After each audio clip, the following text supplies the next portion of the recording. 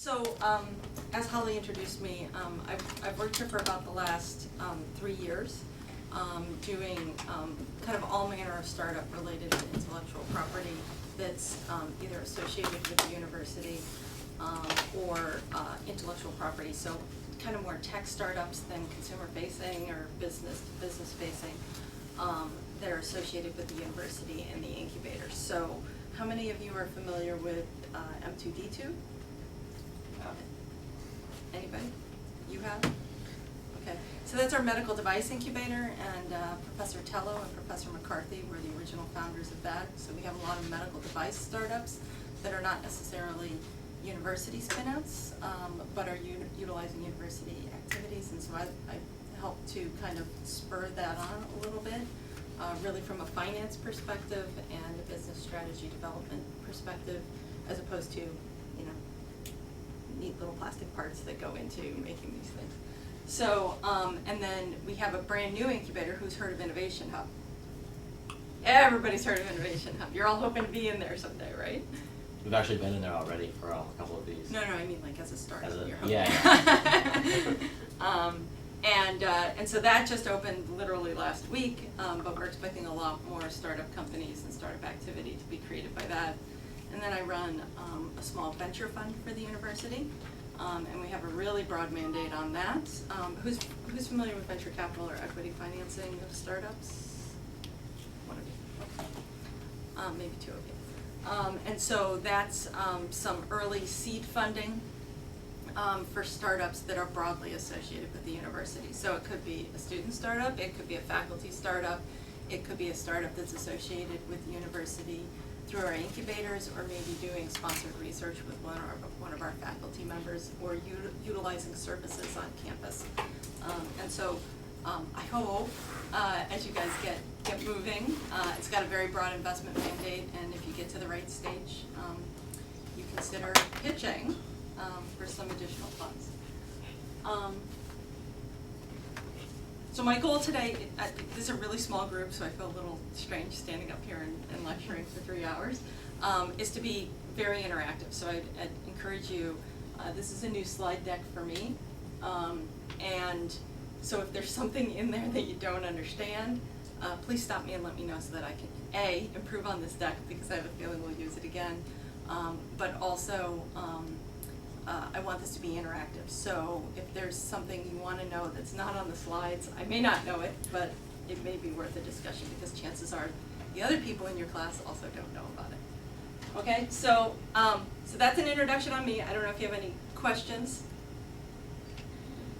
No, I am who I am, right? Yeah. All right. So now I need to know a little bit more about you so that I can tailor what we're going to talk about today. So I assume you've already worked on what's your elevator pitch, what's your 2 sentences about what project it is that you're working on. You're all going to have to, I'm going to have you all stand pretty quickly. Yes, you're all familiar with that. So if you can just give me a little bit of, what are you working on, okay? Is it a physical or a virtual product? If you don't know, or if it's both, say both. And you've already identified customer segments? Yes? Who you think your customers are? And what you learned in the past week. I don't know if this is something you're going to do on the back side. I assume so. Okay, so skip the what you learned this past week and what surprised you most, because you'll probably do that later. But if I could just get a kind of handle on what you're working on, it'll help me a little bit. You want to start? You want me to stand up? No. Right. Like I said, it feels awkward that I'm standing up. So.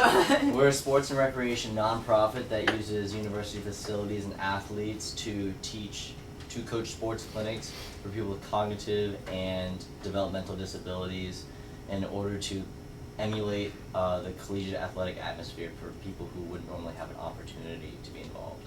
Okay. And so who's your target segment? Universities, including their PR department, the athletic department, and athletes, because we use them for volunteers, and alumni for donating. Families of people with cognitive and developmental disabilities, and specifically people with autism, Down syndrome, Fragile X, and other sorts of intellectual and developmental disabilities. Okay. Their families, and corporate donors and foundations. Okay, so are you service or a product? We're a service. I'm with him. Oh, you're together, okay. Who wants to go next? Not it. Yeah, all right, Okay. we're all doing this. We're an electric vehicle taxi service for inner city transportation and tourist giving tours, basically. Okay, It's a service, but we also develop the vehicles, so we're using those vehicles to provide the service. so you're developing vehicles and then you're providing a service. Yeah. So is the service, The service, your primary product, or is it an auxiliary product? the service is the primary product, yeah. The service is the primary product. Okay, Yeah, you're together, Yeah, okay, this is gonna be. So my team and I are trying to create a indoor gardening system that will automatically grow and take care of your plants for you with no effort on your part. Our target customers will potentially be individual people who are either brand new to gardening or have at least a little bit of experience and enjoy gardening. We aren't going to be targeting master gardeners because they know what they're doing. We're also looking to try and do farms and restaurants for the freshness of food. Okay, And it's are a physical farms and product. restaurants customer segments? Correct. Yes. That's my question, are they? I'm pressing you a little Yes. bit. Customer segments are people, they're not things, or locations. So who at the farm? I'm gonna push you a little bit on that. I can't push back because I'm still trying to We'll get take a in touch guess. with them. There's no wrong answer. The farmers themselves, because they're Okay. trying So to are they the planters, or are they the owners of the the farm. owners of the farm? Okay. And, sorry, you said farms and restaurants. So restaurants would buy your product in order to grow their own food? Correct. Okay.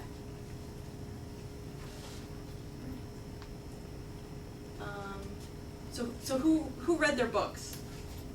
Has anybody looked at their book? The business model canvas, I've got mine.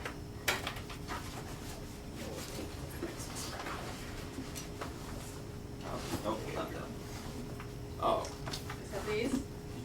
I have it here, but I've only gone through about 3 chapters. Of which one? The one on the right, but she's read the entire one on the left. Yeah, I read the business Oh, model. so you divided and conquered, right? Okay, that's great. As you can see, I use mine a lot. I put notes in them. And if you have questions, I will refer to specific sections of them, because I'm not an expert on those books either. I'm much more a daily practitioner. How do I move from point A to point B? Okay, so have you guys done your reading? Over. Don't lie. It's okay if you haven't. I mean, I know it's summertime, right?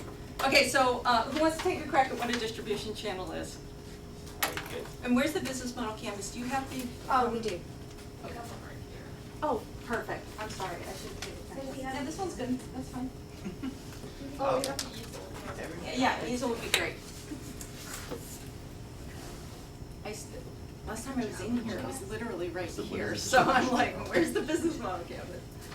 So who wants to take a crack? What's a distribution channel? What's a channel? It doesn't even actually have to be called a distribution channel. What's a channel? How do you get your stuff to the customer? How you get stuff to a customer. Yeah. Okay, I wrote down, describes how a company communicates with and reaches its customer segments to deliver a value proposition. Okay? And the types of it are sales force and web sales. Those are direct channels. And then there's also indirect channels or partner sales. Yep. You got it. Oh, and then I also have down the channel phases: awareness, evaluation, purchase, delivery, and after sales. Okay, I'm not even gonna go into that, but that's okay.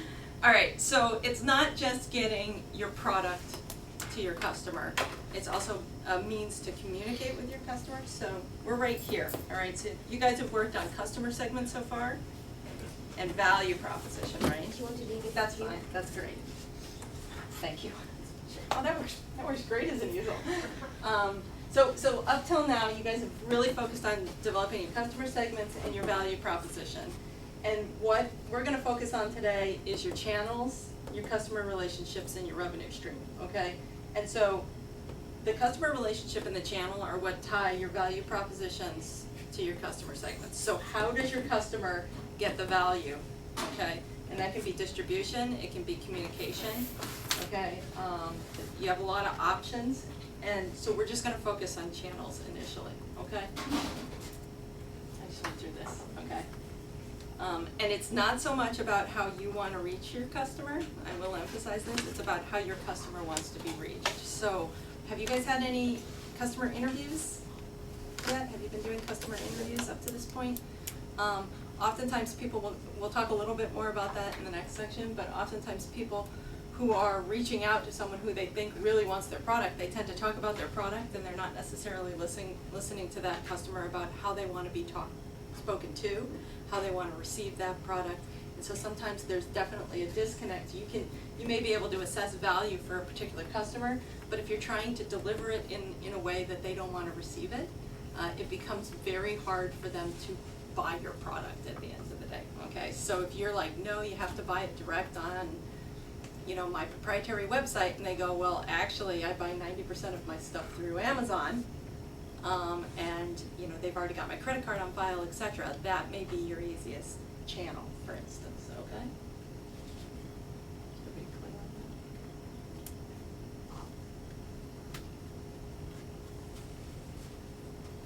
that? Okay, so repeat back, give me your ideas. Why do you need channels? Only way to deliver a product. Yeah. And deliver the value propositions associated with your product. Okay. I think you guys get it. I don't need to belabor it. So yeah, it's not just distribution, again, it's communication of what it is that you're providing to that customer.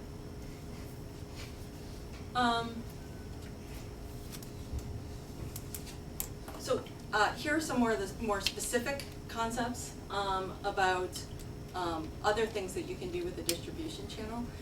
Can you guys name some physical as well as virtual channels off the top of your head? I kind of gave you one already. Well, virtual would be social media and an online website, and physical would be in person distributing flyers or advertisements or word of mouth, right?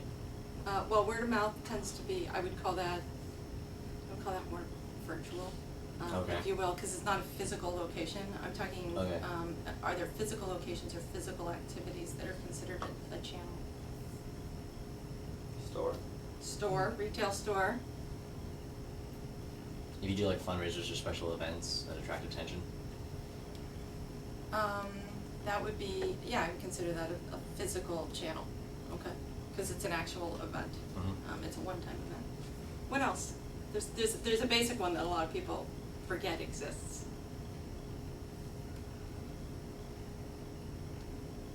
But the U.S. mail system, or UPS, or FedEx, right? That's another physical channel of getting your product.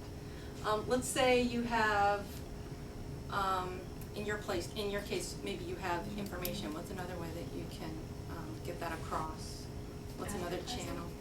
Advertising, yeah. What else? So if you're trying to evangelize, oftentimes you need to lead with information. So how would you convey information within your channel? What are a couple ways you can do that? Website is one. What are other ways that you can communicate in a channel? TV. Television, that would be advertising, yeah. What else?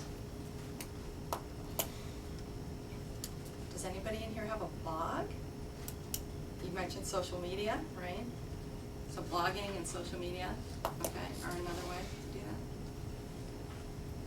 Anything else?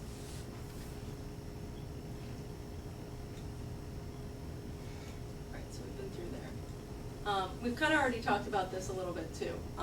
Listening to your customer and hearing the way that they want that information delivered to them, or that they want that product delivered to them. If you're a high volume business, you may not always want a sales force coming to visit you or to deliver your product, or you may absolutely need that. You may need somebody to install your product, for instance, in which case your physical channel is literally installers that come and deliver a piece of equipment and install it into your business. Okay. questions up to this point?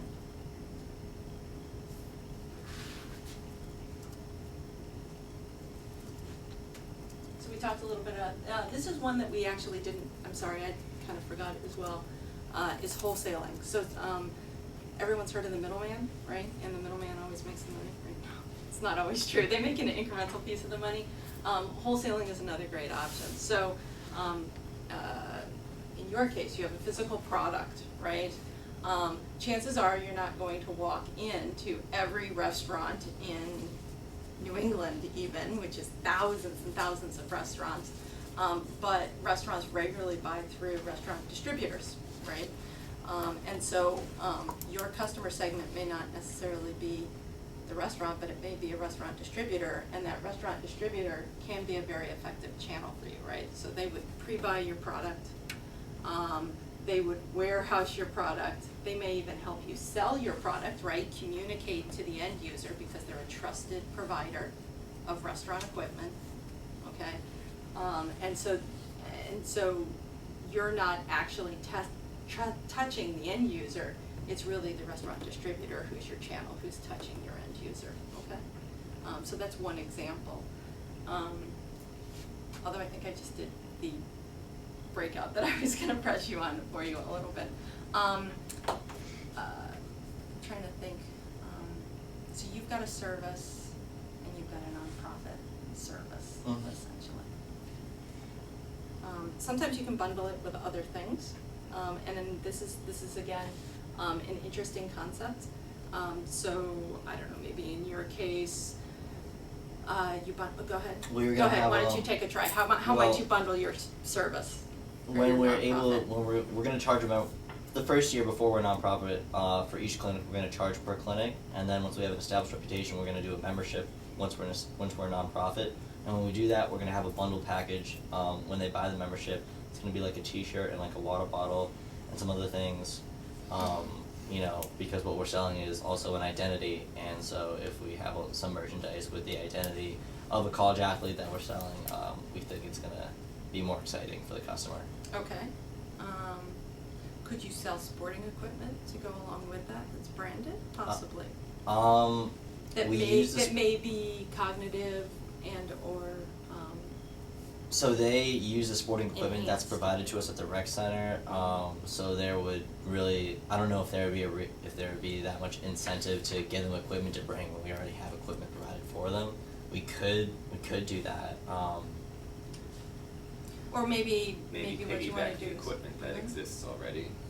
Well, that's the rec center's equipment. I don't know if we can brand their equipment. Yeah. But bundling might be,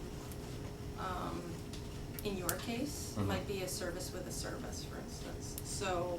Oh, we were gonna have a deal where if they sign up, the membership goes by sport. They sign up for one type of sports clinics, but we're gonna have 3 different kinds for 3 different sports.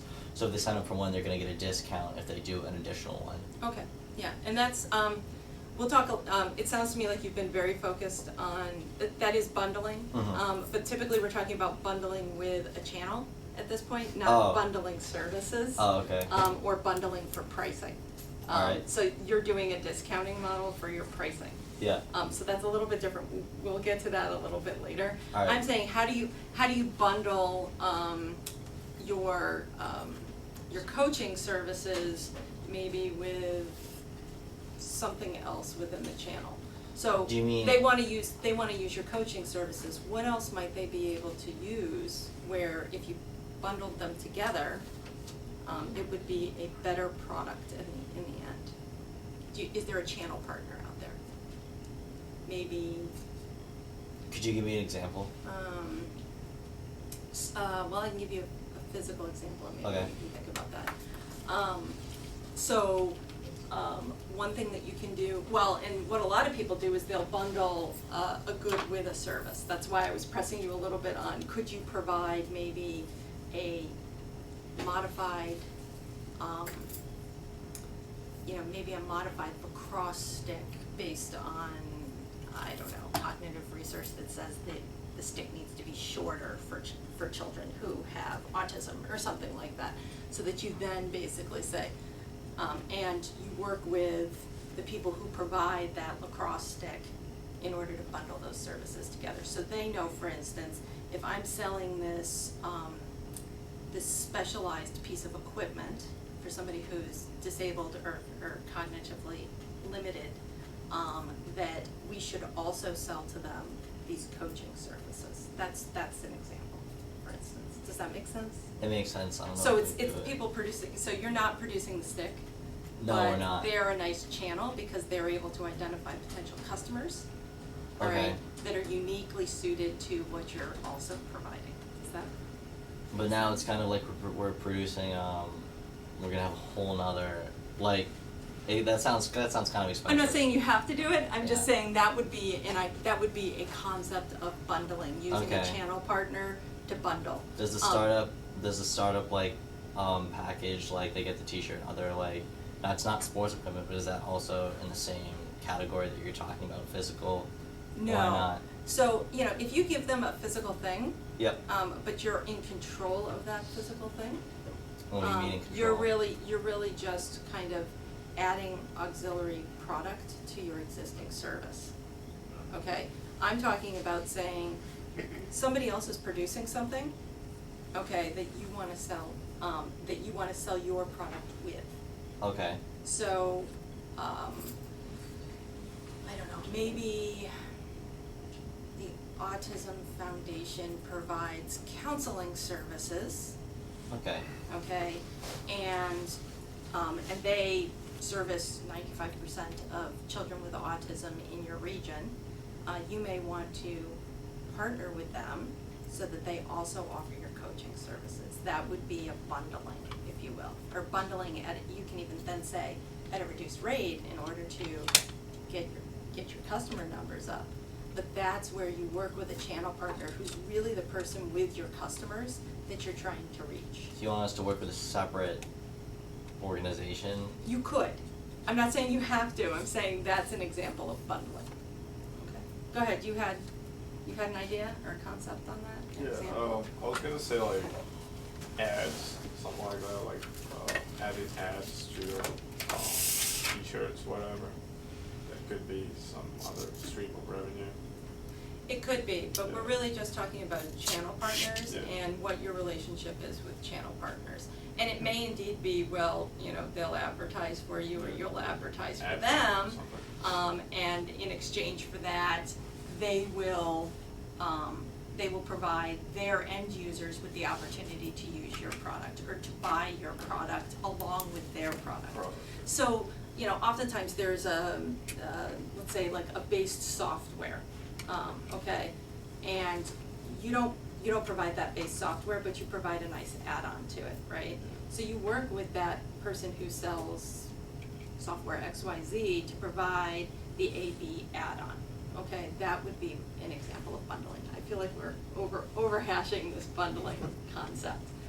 But oftentimes, that'll help you get to a lot more customers a lot faster simply by using an already existing channel, okay? So oftentimes when you're talking about being a startup, what you really want to do in trying to determine who your best channel partners are is say, okay, who's got those customers that I really want to sell to?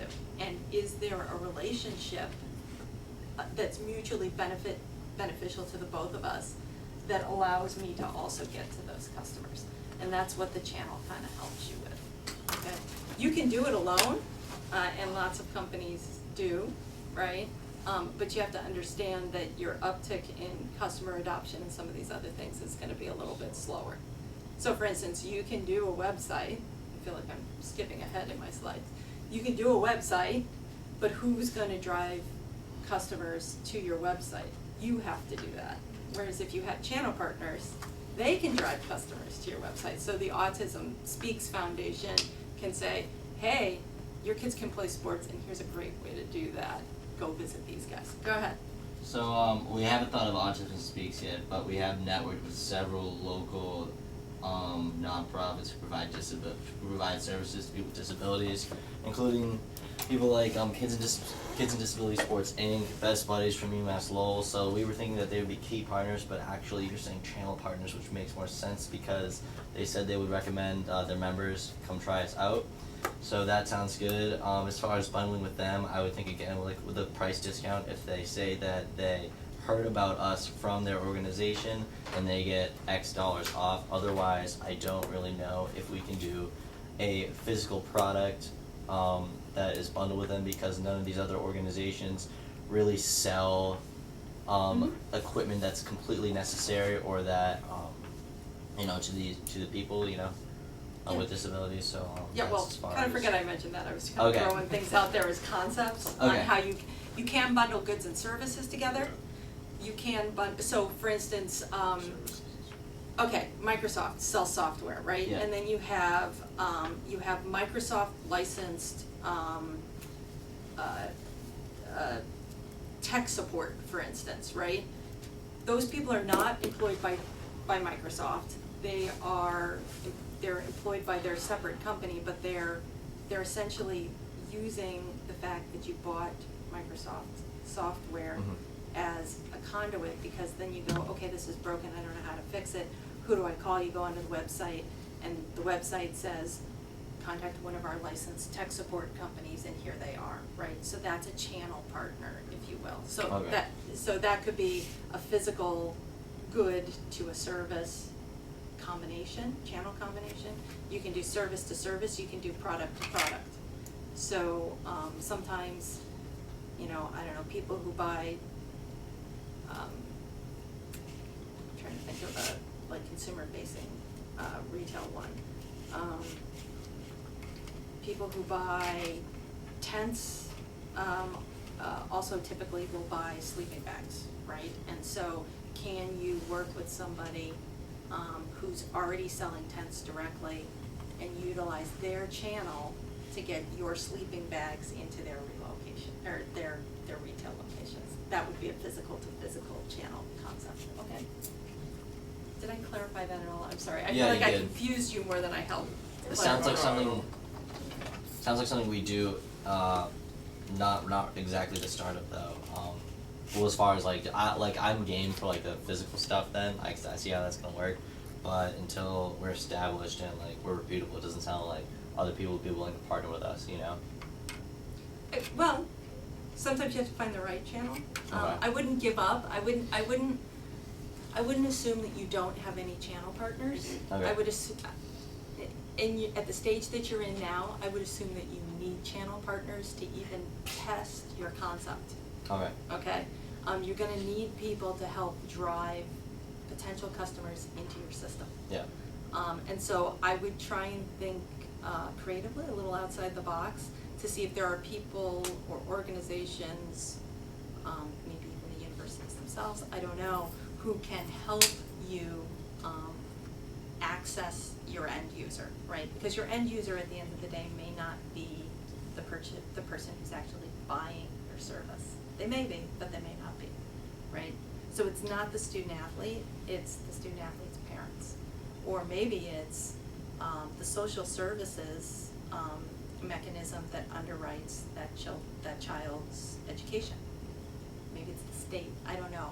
I don't know in your particular instance, but they can, so I would seek channel partners, and instead of calling them channels, I would just start with, I would seek partners and see how they may be able to get you people into your system, particularly for testing purposes. Can as I you know. comment on this Yeah, one? go ahead. Now, I see a lot in the nonprofit world, is that one proposal to get funding, let's say helping the disabled people, could we come in with different partners?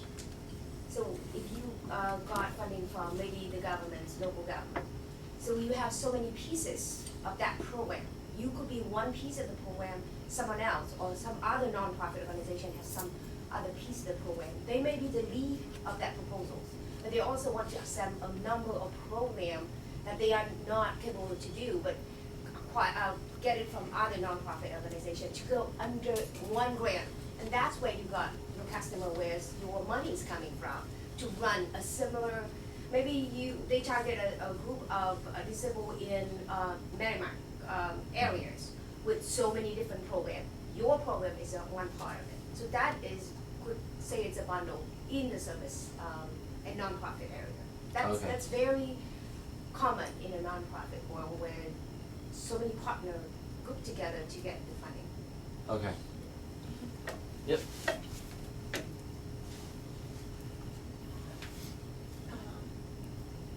So this is also important when you're doing some initial,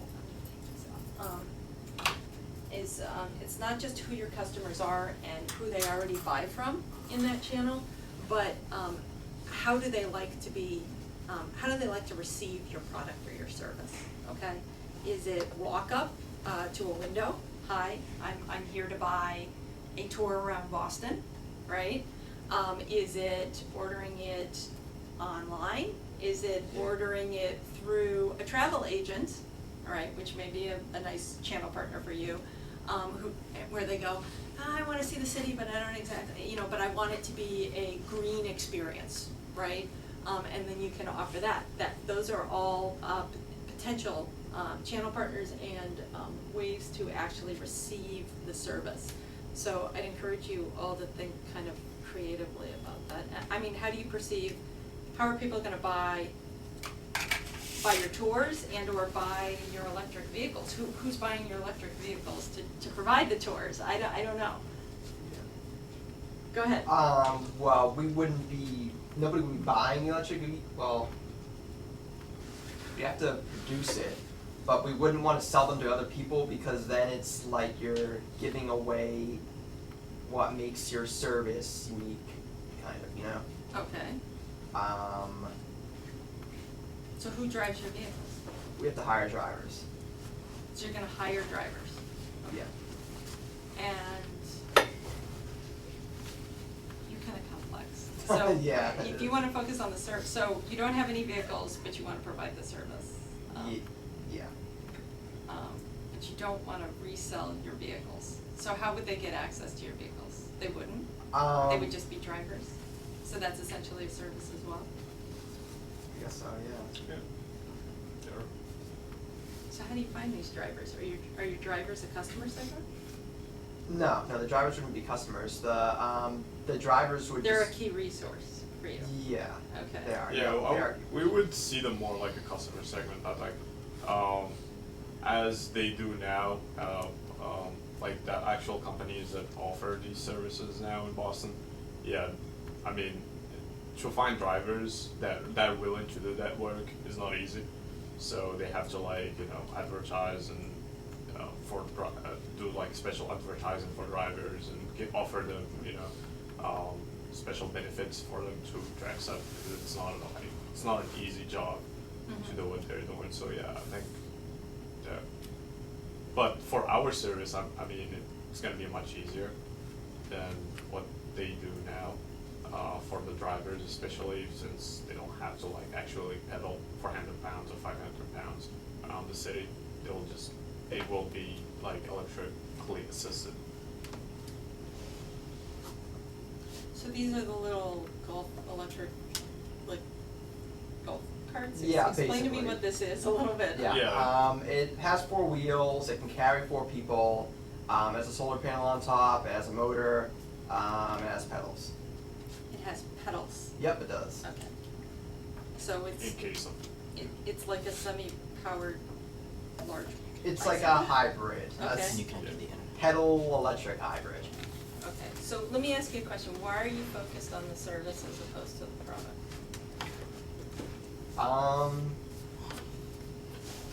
That's another question we're thinking about. I mean, is it There's so something many that things you're we're thinking about right it's now. fine, yeah.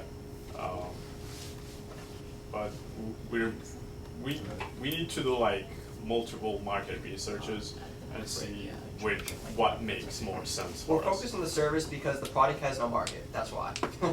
Because you can't. Because it's very difficult to sell these vehicles. We originally built them for research purposes, so there's really no channel that we'd be able to find that can actually sell this product.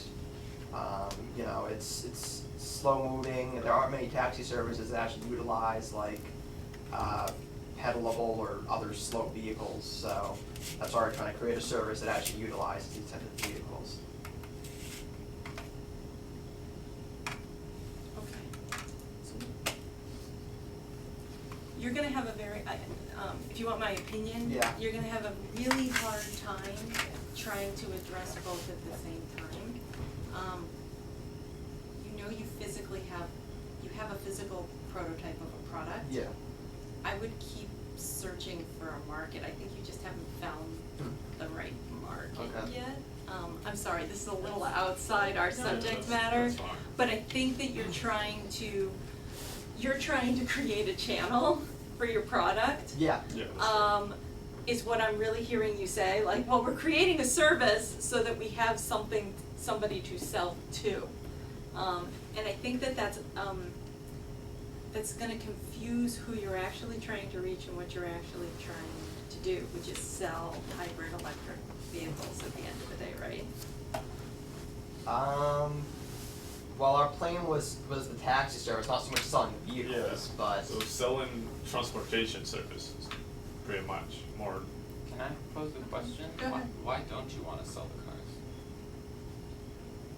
because Good question. Well, Yeah, Why like, don't you wanna sell these? well, remember I when I might was want saying one. you create competition if you're gonna sell let's say you sell the vehicle, another person does a taxi service, and it's like, oh well, I could have done that, and I just lost, that section of And- that type of business that I could have just started up. and again, like, how big is that market? Like, how many people are willing to buy these things? Not a lot. That's A the lot. thing. Yeah. I don't think a lot, no. Yeah. There's a lot of people who want green economic cars. Yeah, but not something that carries 4 people. Oh, I think you'd be Daily surprised. driver, carpool, there's a lot of people. I don't That, know. There's an interesting book called Who Killed the Electric Car? Yep, heard of that. And yeah, I think there's a very large market there. It's just being able to show how much value your product adds, not looking at how slow it goes and it only holds 4 people. Most cars hold 4 people. My car holds 4 people and runs off gas. Yeah, true. Can I have a comment here? Are we trying to find, we have a product and we're trying to push it and to find the customer for it? Or you understand the need of the customer and maybe modify whatever you have in your hand that actually meet that need? It seems like you say that you did 4 wheels and too big for regular people. But would smaller car or maybe revive the side of it, or something that Smart feed car. into more recreation type of people who want to go and using the pedals at the same time, I Yeah. don't know. The point is that, do you actually realize who's gonna be interested in your products? And how you're gonna tailor that product into the need of that customer? Seems like we are kind of trying to find a customer who fit whatever you want to do. I guess Fit just it to fit of whatever the purpose of Which is- what you're doing. Which is a very common problem when you have a technology Yeah. and now you're trying to find a problem, okay? yeah, it's very much what we do. Right. Yeah, it's gonna take longer than, hey, I noticed that, Grandpa can't walk to his bridge game, so he always gets into his car Yeah. at the retirement community, okay? And that doesn't seem very green and, or something like that, Yeah. right? I would search a little bit more, as to who buys vehicles like the one you've got, because there are similar vehicles. There are golf yeah, carts. there are, yeah. Okay. That's true. There are, so I would almost, take who you believe your competition is and see where they're using them, okay? And then you can back into the channel a little bit there. Okay, so the people who are using a vehicle that's similar to yours, but yours is clearly better, right? Right. Okay, how do they buy that vehicle? All right, do they buy that vehicle? Probably. Do communities buy that vehicle? All right, and so that helps you determine what your potential, do they lease that vehicle? Do they rent that vehicle on a daily Okay. basis, okay? Because it sounds a little bit to me, we're gonna move forward here. Actually, a little bit later in my presentation, I'm not exactly sure which slide.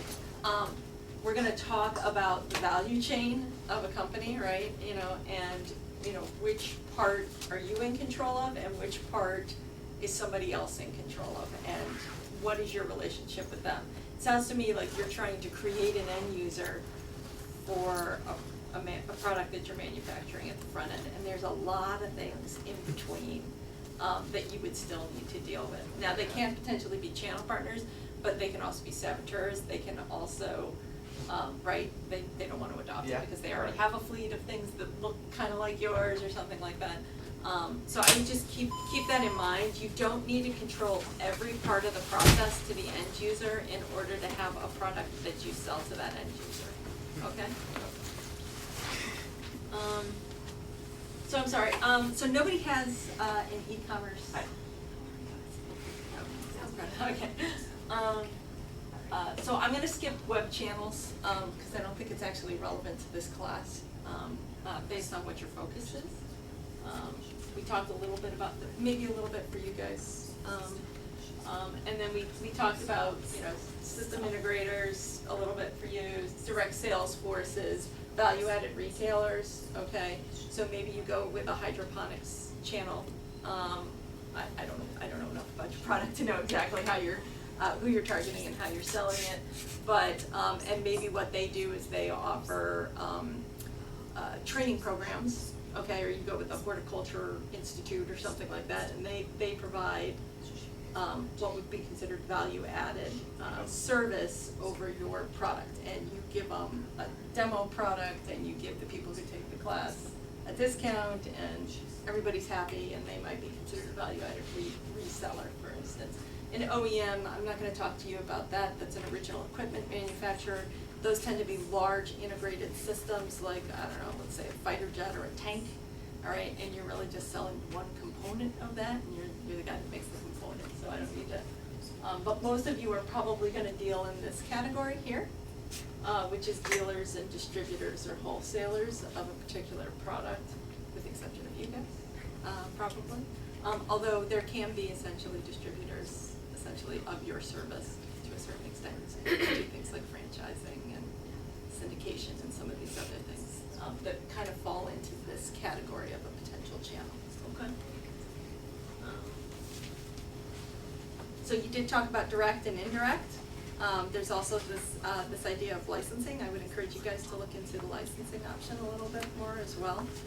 So you may be able to create a program in a system, and then you may be able to license it to other people across the country who are interested in doing similar type products. So I might suggest that you look at that as an option too. All right. Because you need a massive delivery force, right? You're gonna need a lot of coaches, you're gonna need a lot of universities, right? So it may make sense, instead of trying a direct model, you might wanna try an indirect or a licensing model as well. For when we get to revenue streams, you'll understand a little bit better, okay? How are you doing? I feel like I'm whipping through this.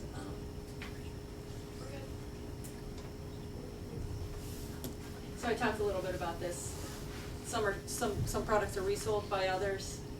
Your electric car would definitely fall into that category, although you can sell directly. I mean, that's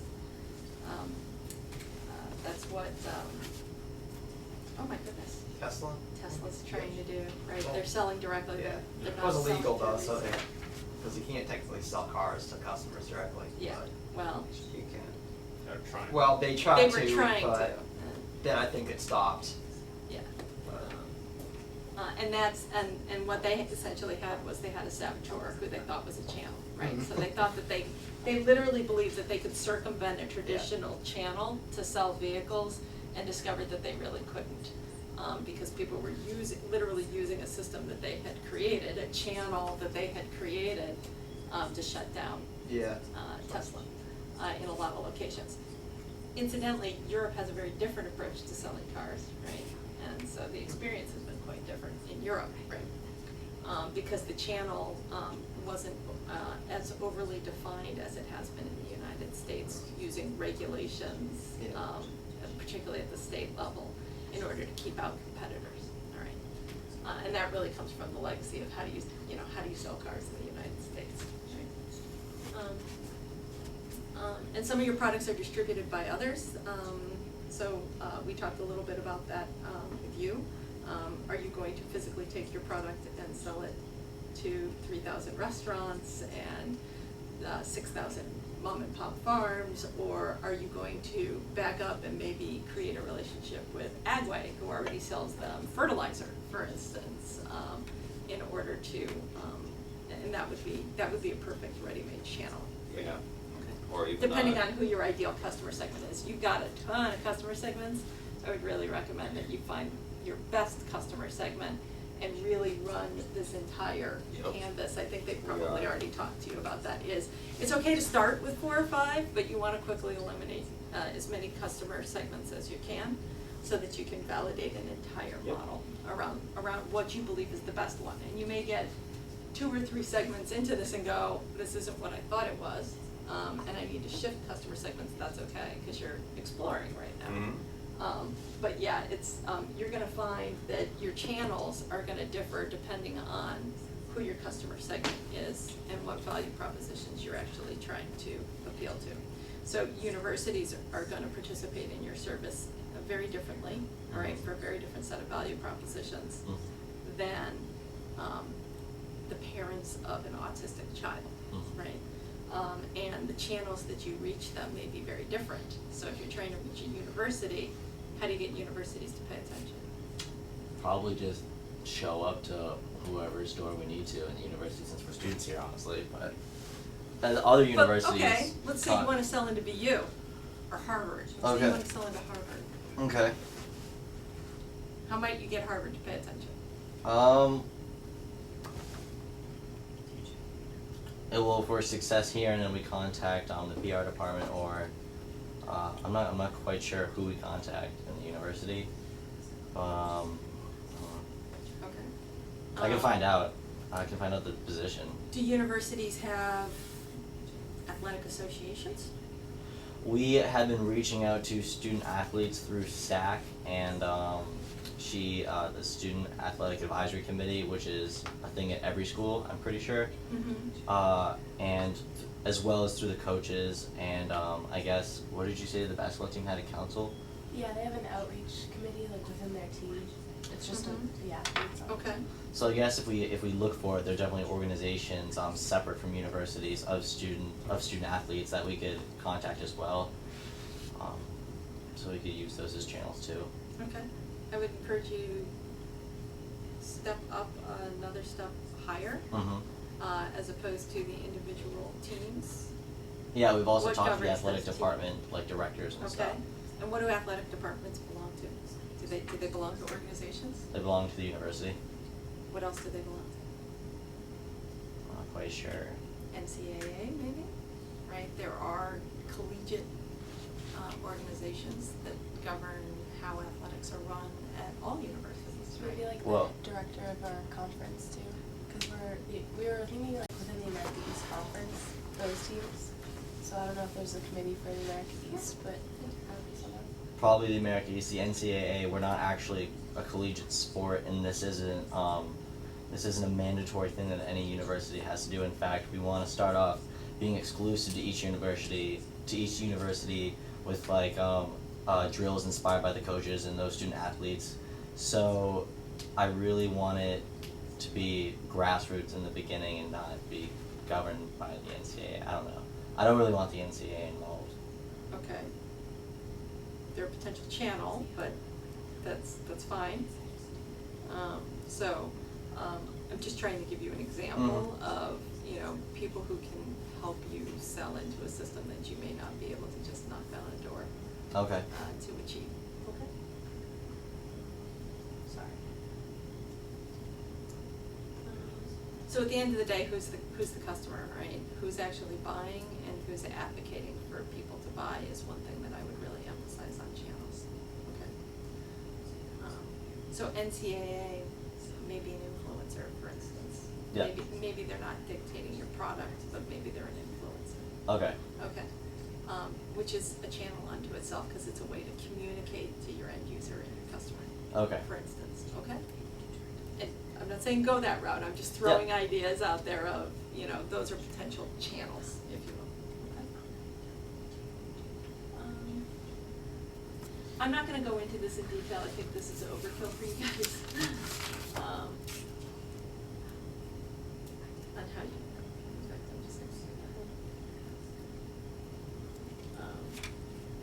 So I think most of you really wanna be in the highest volume that you can, and those tend to be less personal, and they have less complex sales cycles. I'm not gonna belabor this, but the more complicated of a product you get, the more complicated your channel sales approach, your channel communication approach needs to be, right? Because you're not just dealing with the consumer or the end user, you're dealing with a variety of people along the way.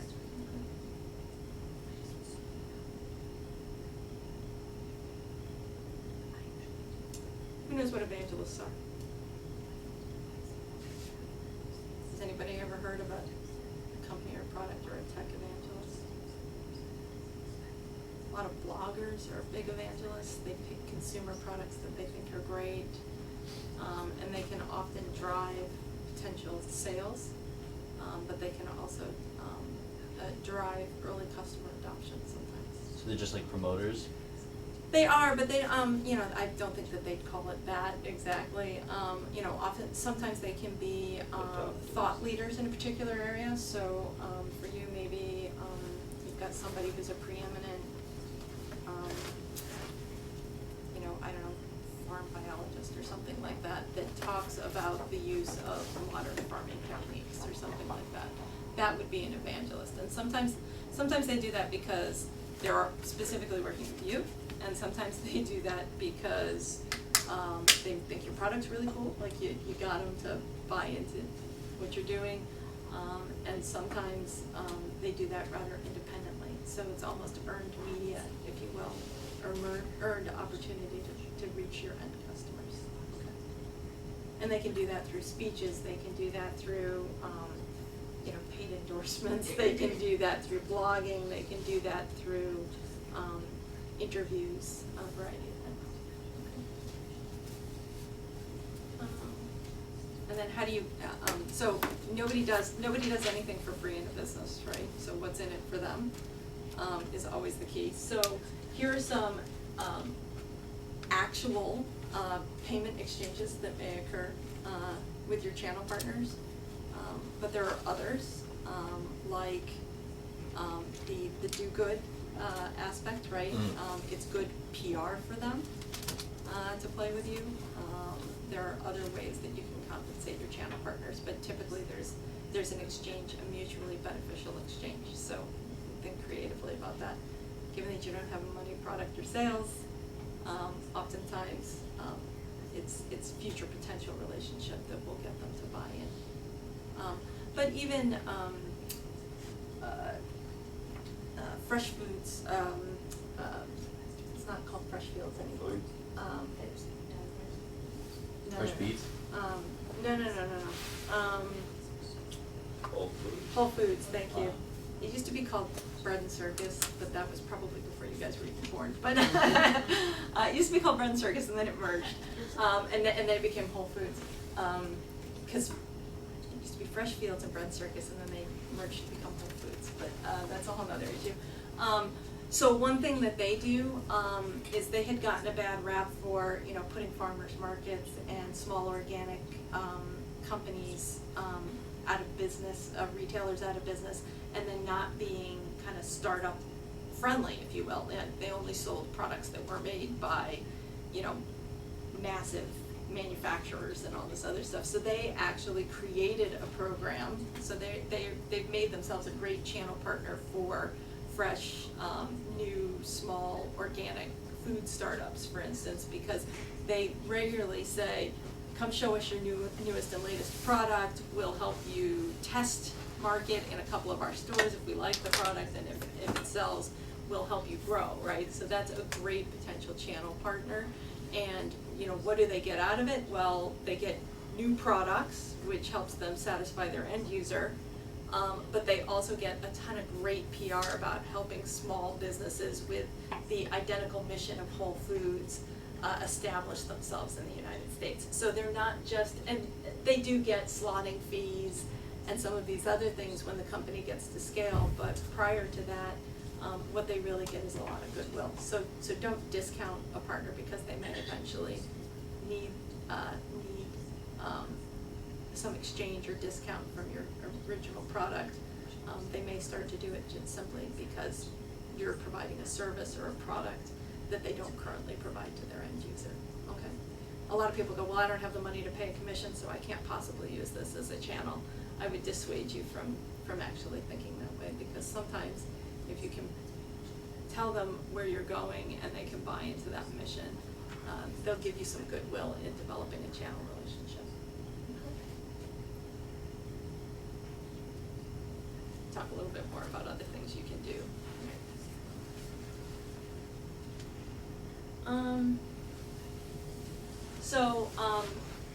Who knows how much the product costs to develop? Okay. Our product specifically? Yeah, Or wait. have you worked at all on your cost of goods? Have you Close gone to through cost nothing. of goods? Yeah. Okay. Close to nothing. Because the Okay. athletes are gonna be volunteers and they're gonna be ones doing the coaching, the making the programs or the itineraries for the people. It's just gonna cost like however much it is to print them out. The facilities and the equipment are supplied to us, and the storage for free because we're associated with the university. So it's like very little. Okay, except you need to get users in, right? Yeah. So theoretically, there's gonna be some sales expenses associated with Yeah, that. the sales and the insurance. Sales, insurance would fall into cost of goods. Oh, it is? Yeah. Okay, I thought you just meant our product and service for Yeah, that. so what are the things that cost you in your system? Oh, okay. Insurance, Insurance, merchandise and concessions cost, fundraising costs, to hold events. That's okay, the so majority of them. events would be cost of goods, Mhm. okay? So that's just our costs in general, our entire budget, right? That goes to providing your end service, is your Yeah. cost of goods sold. SG&A is, sales and administration, okay, and then R&D. For some of you, you may have a larger R&D budget than you would have. I would assume your R&D budget's gonna be massive, okay? Because you're trying to iterate based on customer feedback, right? So Yeah. you'll have product 1, you'll have product 2, you'll have product 3, right? Yeah. Versions, okay. So your R&D budget's gonna be pretty high, but your basic cost of goods sold, the solar panel, the wheels, All the parts for everything. all the Yeah. parts, but some of the things that you don't always take into account, and this is where you're probably undervaluing, is who's running your day-to-day, okay? Administration. Yeah, you've got administration costs, exactly. You gotta eat. Who's doing marketing for you? Do you have a website that you're maintaining, so that people can match coaches or something like that? That website is a cost of good. We're using Gmail, I think, for free for our website for now, and then eventually we're gonna have a website on like Squarespace, which would be like a couple $100 a year. Other than that, we're not paying our volunteers because we can't pay athletes because they're athletes. So what That's do they against do it NCAA for? rules. They're doing it because athletes usually need volunteer hours for their teams, so we're providing them an avenue to volunteer with something in an arena that they're familiar with.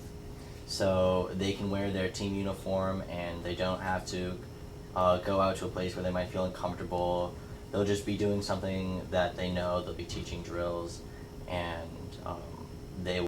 So this is a direct sales model where you are the channel.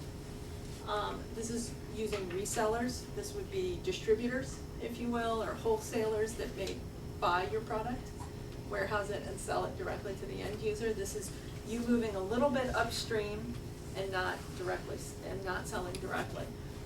They're gonna start to take and cut some of this profit bar for you a little bit, and it may be worth it, and it may not be worth it. You have to kind of do some exploration as to, does the margin that I think I can get for this product allow for us to include a reseller and be able to pay that seller enough so that they're interested in distributing the product, for instance.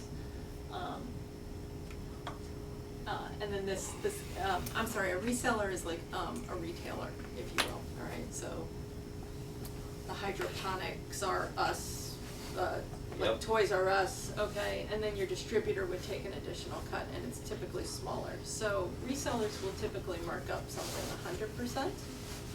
Distributors, depending on the type of product, food products are low, 1 to 3% for a distributor.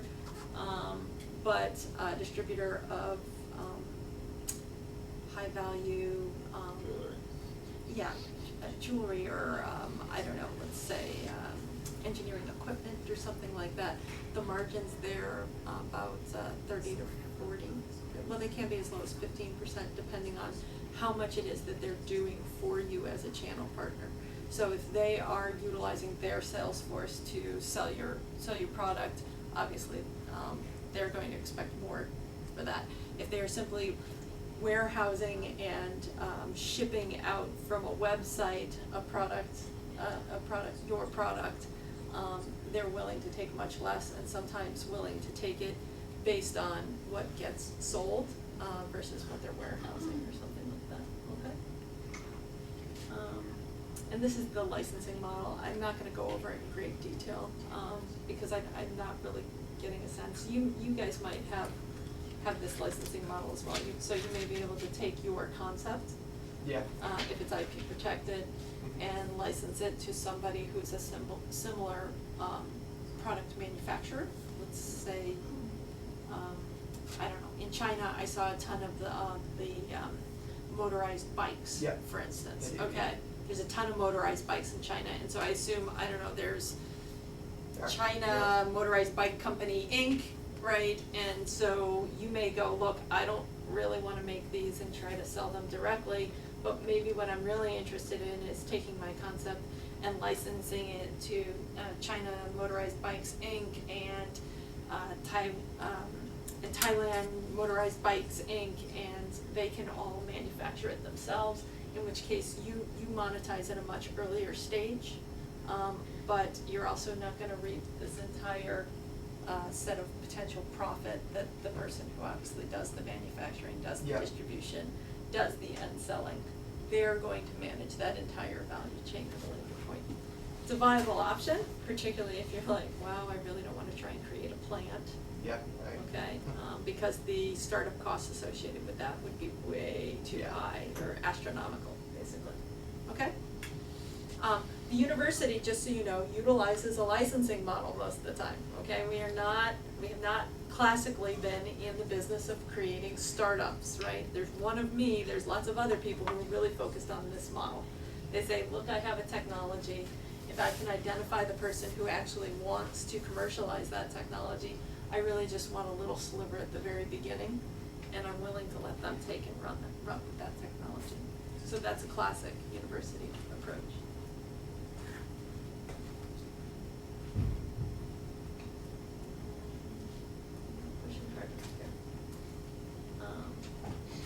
So we were talking a little bit about this value chain and where you guys fall in the value chain. That's something that you're probably still exploring. But your potential channel partners would be, depending on where you fall in your groupings, could be before, and they can also be after where you fit in this chain. Okay. I'm not going to go into this book publishing because I think I'm going on and on.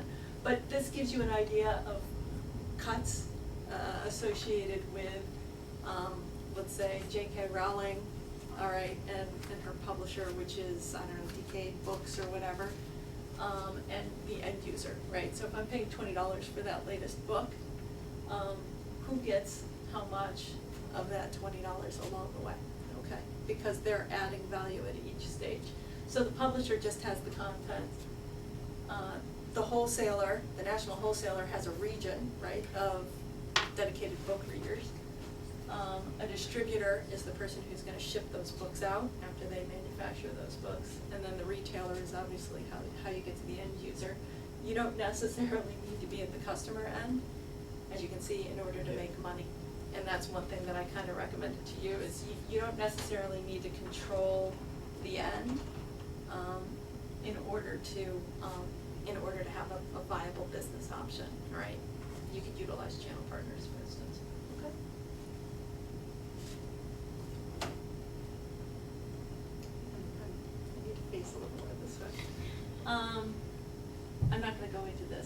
is overkill for you guys.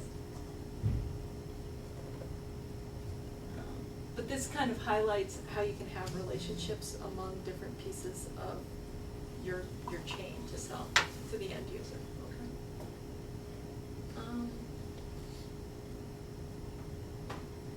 Yeah, we've already talked about this.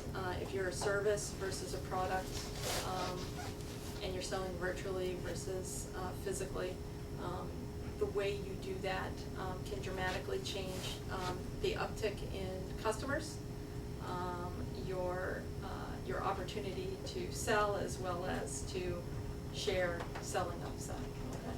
Just keep that in mind. Incidentally, products, people as products are high service touch businesses that oftentimes require a physical interaction, and those can be more challenging because you'll find that you need multiple channels in order to provide multiple parts of your total service. So you'll kind of, who else is using what for channels? If you can say, okay, somebody I know that does something like mine, they're using a website only? It's fine, if you don't know, no pressure, I just, Yep. you know, are they selling it on Amazon too, for instance? Amazon's a great channel for direct-to-consumer sales, I for had instance. considered that as part of the non-direct. Wholesale, all right, so the indirect.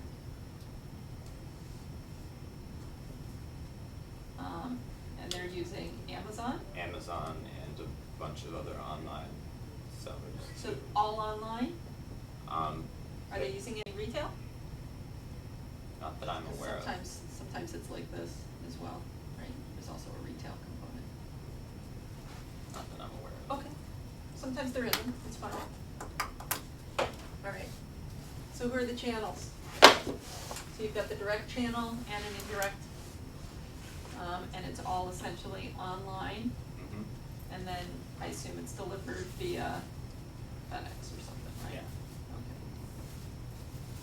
Great. Right, so, you know, this demonstrates that you can have both direct and indirect sales, that they're not mutually exclusive. You guys wanna go next? Sure. What do you got? Can I draw it? I don't know, it'd be kinda hard to draw. So, So pick a piece. what do you mean? Go ahead. Okay, it's the Rhodes Solar Ride car. It's the Solar Ride car. Yep. Oops. All right. So the channels we're identifying? Yep. Okay.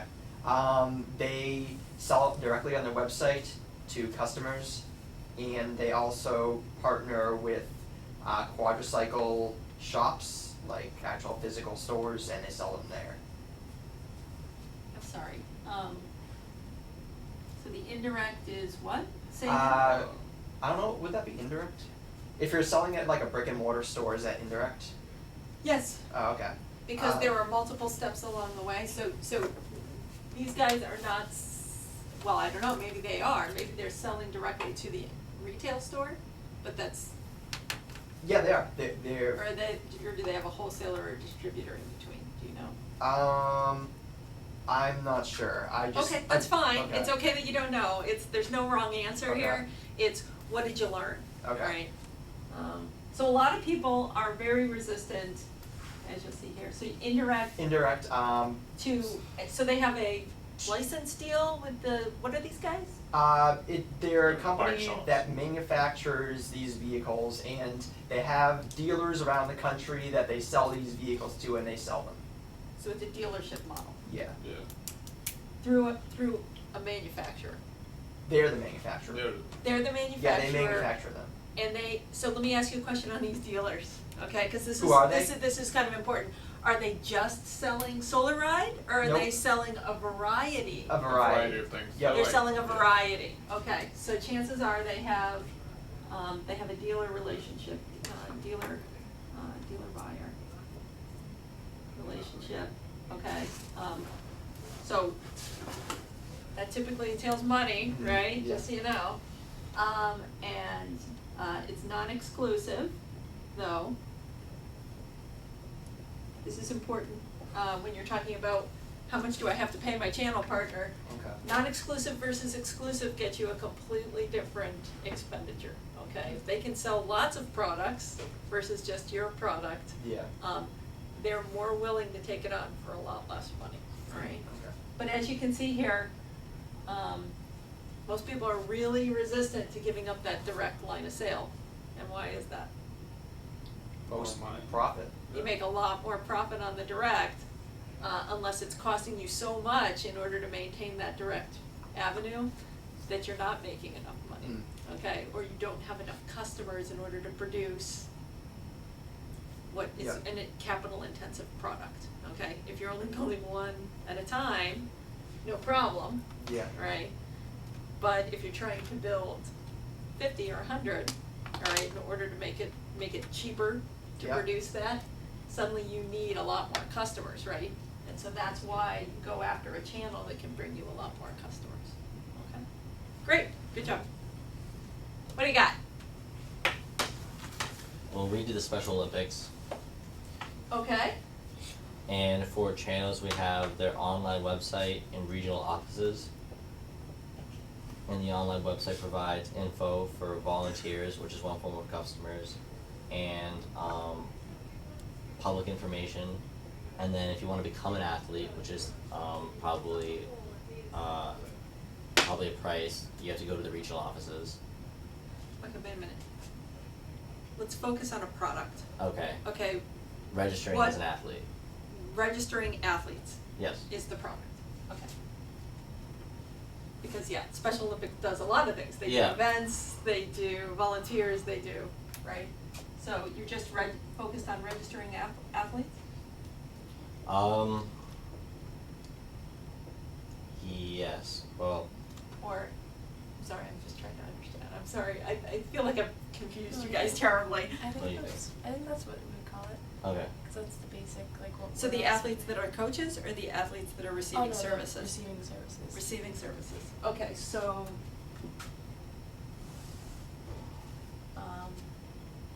clients, maybe. Okay. So, we're trying to get clients into the system. All right, so they're using a direct method, which again is the website.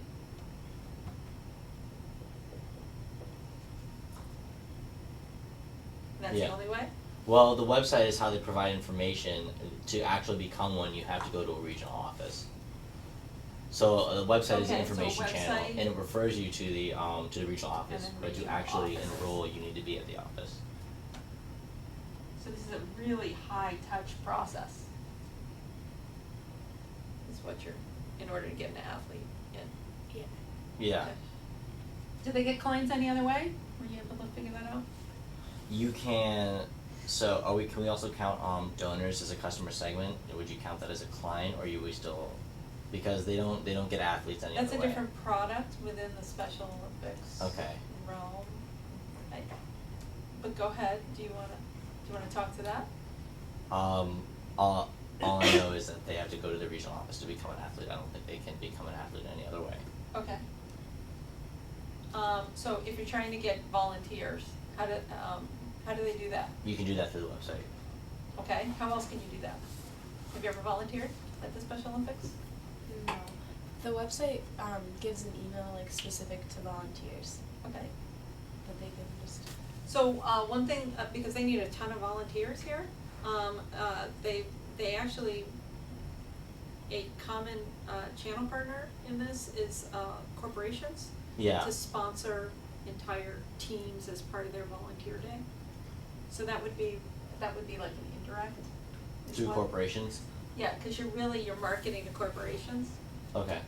And so, those corporations will actually help, they'll basically, I don't know, there's a lot of tech companies, EMC, right? They do a day of volunteering, or they will oftentimes compensate people, to spend, 10 hours a year volunteering and some of these other things. And, they actually, a lot of these nonprofits will basically lobby the benefits committee within these corporations in order to be on a sanctioned list, believe it or not, and that could be considered an indirect channel partner. Okay. just by way of background. Yeah, clients are a little bit specific, but, yeah, okay, great. All right, so, hopefully I didn't make this worse for you, hopefully I made it more clear, okay? But you don't have to be all things along the entire chain, to all people that are an important part of your sales process, okay?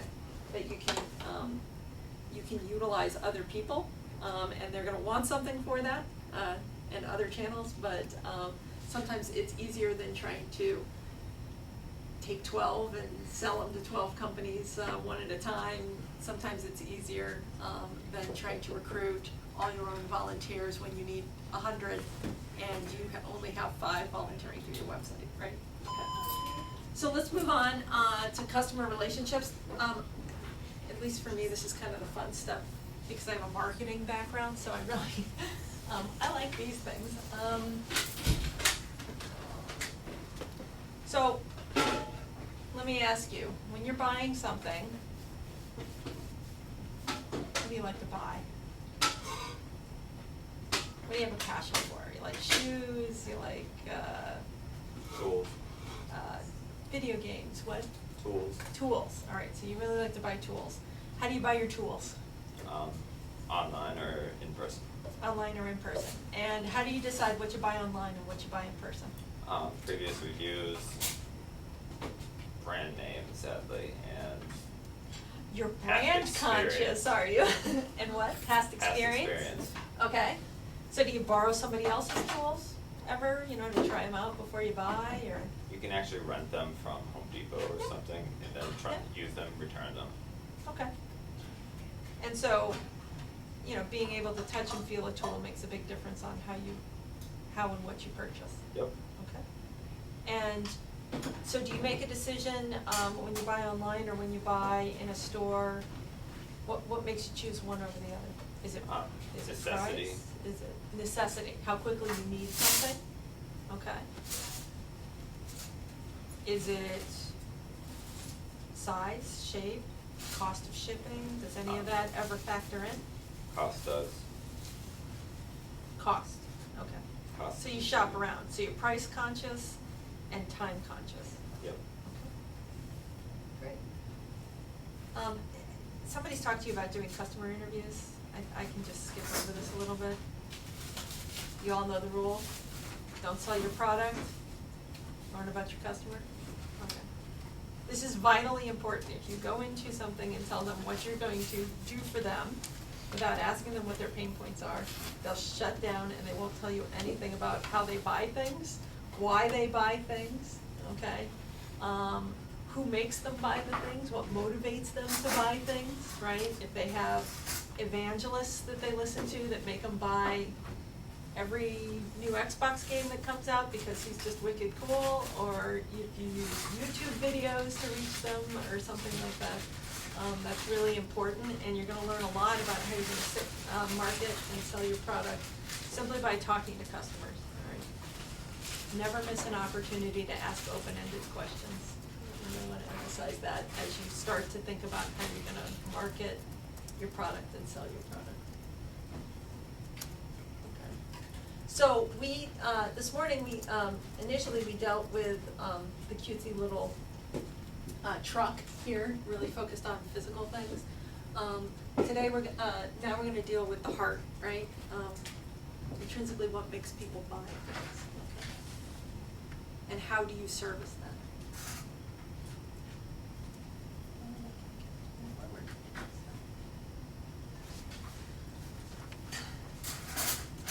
So, the reason I asked about touching your product or asking experts or, you know, simply give me the specs online, I'll tell you if that works for me, is that will dictate what kind of a customer relationship that you have. There are certain products, like a car, people don't really like to buy that online. They like to feel the leather, they like to see if the air conditioning works, right?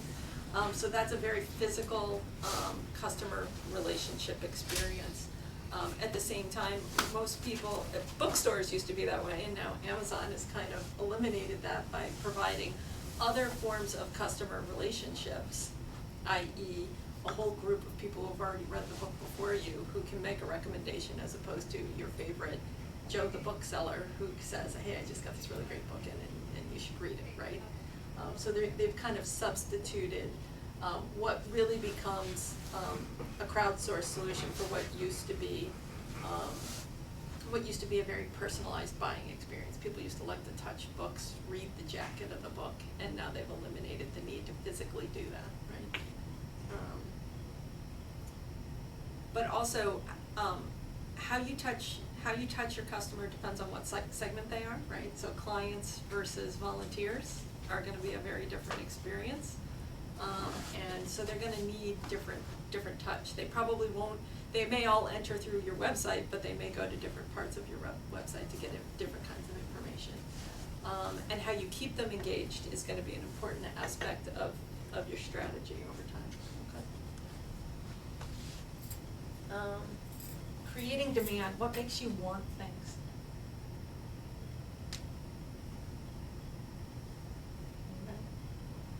What do you oogle over? You just got a new dog, right? You heard that? Of course I heard. What kind? Collie, a border collie and lab mix. Ooh, good choice. How long have you wanted a dog? Well, I've had a dog for a while, so I never mind another dog, you know. But I've always loved dogs, so. Okay. So what motivated you to, how did you get the dog? Did you go to the We went shelter? to the Humane Society You went to the- and adopted a dog. Okay. And so you were already somewhat demanding a dog, right? You always had a dog, you needed it. What made you Well, our dog's buy it? getting pretty old and he gets kind of lonely now. We used to have another dog and it passed away. So we decided that we would go get another dog because it would make all of us happy. It would make my dog happy, and then it would also be a good thing to do because these dogs don't have a home. You know, we'd be Okay. adopting a dog that wouldn't have a good life otherwise because it's not from a breeder. It would be like in a cage all day. So it's like a Okay. rescue, you know. Okay. The dogs are out on the street, so then somebody picked them up and then drove them to the Humane Society. Okay, so you were already a motivated dog owner. Yeah. Right, so you're already at the other end of the funnel, maybe, I assumed you were a first-time dog owner, actually, and I thought, okay, this is great. So you were already motivated, so you already had dogs, so you already kind of entered the dog owning world, Mhm. and you had a dog, and then what essentially you've done is they've successfully upsold you on buying or having another dog, all right? Yeah. And so this idea of get, keep, and grow is really what we're gonna focus on. Who's in the market for something new? So, How new? something you never bought before. So you Like, what would had I- already entered this funnel, all right? So what we've got here is we've got a dog bone, all right? And this is the get part. This is the keep part of a customer, and this is the grow part of a customer, right? And so, let's talk about getting a customer. So they don't know anything about your product. Go ahead. I'm gonna need a new car soon. And I've Okay. never had one before, so. Okay, counts. so you're gonna need it, okay, so What kind of let's, car do you want? let's work on that. I don't care. I still can get this to forward. Okay, so how will they hear about your, so how are they gonna hear about your product? Or how are you gonna find out about the product? Probably like suggestions from people who've had cars. Okay. That I know, or people my age that are new to it. Gonna do some test driving? Yeah, maybe, once Maybe. I'm like aware of which cars are good ones and stuff. Okay. And, so, is it an intensive process? Do you think it costs a lot? Are you buying a new car or a used car? Or do you not know yet? I don't really know You yet. haven't gotten to that process yet, okay. So, CarMax wants you to buy the car from them, right? And so they're going, well, how do I intrigue you with using the CarMax process, right? And so they're saying, well, if I create a website and I give her lots of information about the Toyota Camry, because I have a ton of Toyota Camrys that I really wanna sell her in gold and black and all this other stuff. And given what I know about her, how much will it cost me in order to get her into my funnel to a certain extent? And what do I need to give her in order to get her to start to engage with me so that I can get her to buy, right? This is the buy decision right here. Does that help? Okay. And so they're gonna give you, they're gonna give you a lot of information, they're gonna give you opportunities to test the product, and then you're gonna buy, and then how do they keep you happy with that car? What are you looking for? Do you know? What comes with a car that maybe is important, that's gonna make you feel good about your Camry? I'm not saying you're buying a Camry, but it's a good choice. I don't know, just that I don't have to Maybe take it like to free shop. oil changes at the dealership for like Yeah. 2 years or something. That might help you decide, do CarMax versus, Joe at the corner. What about if or you used something. Craigslist instead of like a car dealership? Would you already have demand because you're going and finding somebody who has a car? You aren't like being, you aren't being That's- sold something. You're going and finding somebody who's selling something. So does that reverse this get, keep, grow? I would consider that a one-off transaction and actually not really part of a comprehensive sales cycle. Oh, okay. You have something you don't want anymore and you throw it up there, and because Craigslist is essentially cultivated for you people who buy random things on a Yeah. list, okay? Or go, hey, I don't ever wanna buy anything new, so I'm always looking for stuff on Craigslist. Mm. Right, and so you have a self-selective model, so I would say that's a one-off. They don't really have this, what I would call a long-term relationship here. And ultimately, the longer you keep a customer, the more Yeah. faithful that customer is, and ideally, the more that customer wants to buy of your product, Yeah. or can be motivated to evangelize for your product, Yeah. so that they may eventually help you put more people into your funnel to sell, right? So if you've got these like really green crunchy people in Southern California that buy your electric Yeah. car, you want them to think it's the best thing they've ever had, so that they tell all their friends and Yeah. get them to buy the exact same thing, right?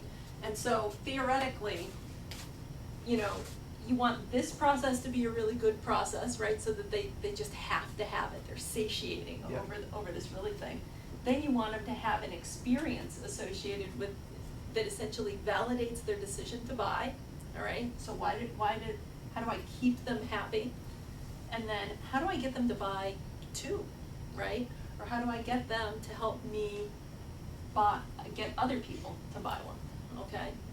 And that's this idea of this get, keep, grow. So your Camry, for instance, and whether you decide to go to a Toyota dealer or CarMax or something like that, may or may not, hinge on some of the things that you can get here. But oftentimes, if you're buying, like, have you ever heard the idea of new used? A new used car, like, so you're going back to an original dealer, is, that's actually a really good example here. So let's say you're in the market, it's your first car, all right? And the new used dealer, I'm kind of blowing through my slides, but, is a registered dealer of new Camrys as well as old Camrys, right? And so they want you to come in, they want you to have a real car buying experience, and then on top of it, in order to sweeten this deal, they're gonna offer you things like warranties, all right? If it breaks within the first 90 days, they'll fix it, okay? They may offer you free oil changes, right? So that you keep coming back to their dealership and seeing all the pretty Camrys, right? And the newer Camrys, right? So that you're having a really good experience here. They may also send you information on Camry user Camry lovers associations, okay? And there are people that literally get together in fields with their Camrys every year to talk about how their Camry has enhanced their life and how it never fails and some of these other things. They may also give you, let's see, maybe they're gonna give you, after you've owned the car for 3 years, they're gonna give you an incentive to trade it in, all right? All right, that's along the way. And that activity is hopefully gonna get you on this ability to grow you, okay? So they're saying, okay, you bought a used one from me, but I'm gonna make sure your experience is so good that you're not gonna go to a different dealer, all right? You went to Lowell, all right, and you're not gonna go to the people in Westboro because their experience hasn't been as good in keeping you there, okay? Does that make sense? And then on top of it, what do they really wanna do? They wanna upsell you from a used Camry to a new Camry, all right? And that's gonna grow, so then you have your second car, and maybe you don't buy a Camry this time, maybe you buy a Toyota, Highlander or something, right? Is that a Toyota? Yeah. All right. For Lexus then. All right. What? We go for the Lexus then. Yeah, you know, you really like your Camry, it's really, you know, a great car, and suddenly, yeah, maybe you buy the new car, okay? And then maybe, as you're going back, so you circle back and you're going through all this process again, yeah, you find the Lexus or you find the Highlander. And then maybe after time, you're so impressed with your Toyota experience, the best thing you can do, they can do, is not only do they have you as a growing customer, but they have your friends as potential customers to then feed back into the system, all right? Does that make sense? So your car, unfortunately your dog is a bad experience, is a bad example, but your car is a good example of how you can basically use an entire sales process in order to gain additional sales over time. Does that make sense? So I have some slides related to this. So getting customers. So you're the end user of the car, right? So what, you know, you're going, okay, it needs to have 4 wheels, it needs to never break down, it needs to be fuel efficient, because I drive, I don't know, I drive to the beach all summer or something like that, it's costing me a fortune or something like that. Influence and recommenders, you would mention this. Your friends already bought cars, right? And they'll tell you what they like or don't like about their car. They'll tell you if their car breaks down a lot or doesn't break down a lot. My guess is your parents have had some experiences with Camrys or not with Camrys and might also influence your decision. Okay.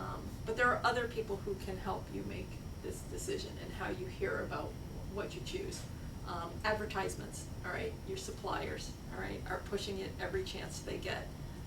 And through multiple channels, you know, you can watch funny Camry videos on YouTube, you know, you're at a sporting event, they're pushing it, and so there's a lot of different ways.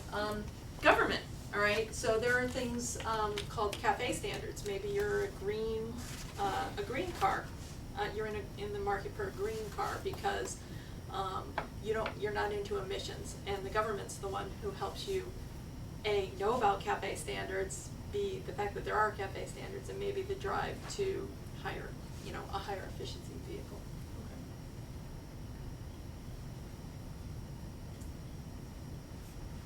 Okay. So demand creation is the front of the funnel. This is an example of an e-business, if you will, and so, you know, I'd suggested blogging. Does anybody know what SEO stands for? Search engine optimization. Yeah, exactly. So, you know, your keywords and your AdWords and where you're choosing to advertise, that's all driving people into your funnel, for instance. How would a car company create demand? Gas economy, good mileage, low repair. Okay, those are value propositions. But Test drive, test drives, sometimes free cars. dealer incentives, right? Free cars, giveaways is a good, right? You're creating buzz. This is all about creating buzz so that people know about your product and know that they even want it, right? How do you get them in the door? Free Some other giveaways ideas. to select key people who have a lot of reach. Yeah, influencers, that's really important, right? So if President Obama drives a Camry, do you think that's Or cooler? Justin Bieber. Or do you think, or, yeah, all right, Justin Bieber or something like that, is that cool or is that lame, right? It depends, both, yeah, but it legitimately, it depends what you think of that person, right? So if you can identify who your potential customer is, right, who your, have you guys talked at all about archetypes of customers? Okay, so if you can identify your archetype and say, and Camry and Justin Bieber, that just doesn't mix, but, I don't know, let's say, so who drives Teslas or something, right? You know, and everyone brags about their driving a Tesla, right? And that drives people into the market. So, you know, what's cool for your archetype is what you use to create demand, okay? Can you think of anything else? What creates demand? What makes you want something? Problems. Problems that you can solve, right? So you can give that argument. Okay. Well, we don't have to kill it. Again, this, I made a pre-assumption that we were dealing with primarily e-commerce businesses that were consumer facing. So I focused on this slide. We won't overly focus on this for you guys today. Communities are another great opportunity though, like, you know how I talked about this Camry Lovers Association. A lot of even physical product companies are really focusing on developing user communities. It helps drive future product development. So this is relevant no matter what kind of a business you have, right? But it also, if there's a regular problem with a product, it'll show up in that community first and foremost. And your existing customers will tell you what they want next, right? So it's a great opportunity to say, you know, in these user communities, this keep process, if I produce version 2, what features are there that are gonna make them buy? You know, do I add color, right? You know, do they want a blue one, or do they want a heater? All right, because they drive it around in the wintertime. I don't know. And are they willing to pay for that feature that's gonna make them buy, that is gonna allow me to grow them as a longer term customer? I think that's really important. You can also use public relations. This is a great technique for you guys. Okay, does anybody know what public relations is? Go ahead. People who deal with people who interact with the public in the business to see how good the reputation is. Yeah? Promote the reputation. Promote their reputation. How do they do that? Is it paid or is it unpaid? Typically, public relations. Paid. Both. It's a combination of both, actually. That was a trick question, sorry. Well, you meant like as a position in a company, or I didn't quite understand what you were. So public relations, typically, actually, I don't understand your question. Are you talking about like the concept of what public relations is, or like someone who would work in a PR department, or what do you mean? Yeah, so in a PR department, it's a subset of marketing, Mhm. okay? And so public relations tends to be the unpaid aspects of, so promotions, giveaways. Oh, okay. Okay, I know what you mean. Media placement, things that actually are not physical product placement. Like in a movie, a physical product placement wouldn't necessarily fall in PR, it would fall in broader marketing strategy. Just we'll move through these a little faster.